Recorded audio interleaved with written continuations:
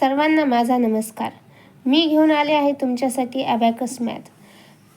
बऱ्याचदा आपण बघतो की मुलं अबॅकसला जातात, पण काही पालकांना माहिती नाही आहे की अबॅकस म्हणजे काय आहे. तर चला आज मी तुम्हाला सांगणार आहे अबॅकस म्हणजे काय. आजच्या व्हिडिओमध्ये आपण बघूयात की अबॅकसबद्दलची माहिती. तर चला सुरू करूया. बघा, इथे तुम्हाला एक टूल दिसते. ह्या टूल आपल्याला एक प्लास्टिकची पण भेटू शकते आणि लाकडीसुद्धा भेटू शकते.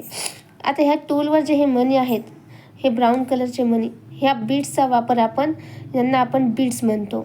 आणि ह्या बीड्सचा वापर आपण ॲडिशन, सबट्रॅक्शन, मल्टिप्लिकेशन, डिव्हिजनसाठी करत असतो.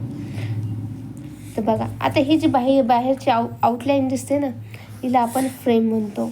आणि ह्या बीड्स आणि ही जी मधातून एक लाईन दिसते, हिला आपण आन्सर बार म्हणतो.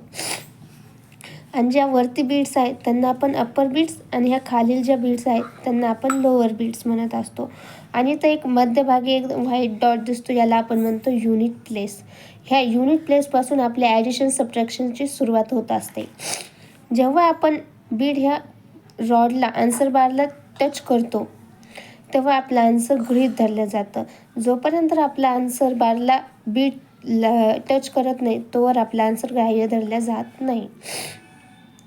ह्या अशा पद्धतीने जेव्हा आपण ही अप्पर बीड जी आहे, ह्या अप्पर बीडसाठी आपण इंडेक्स फिंगरचा वापर करत असतो आणि लोअर बीडसाठी आपण थंबचा वापर करत असतो.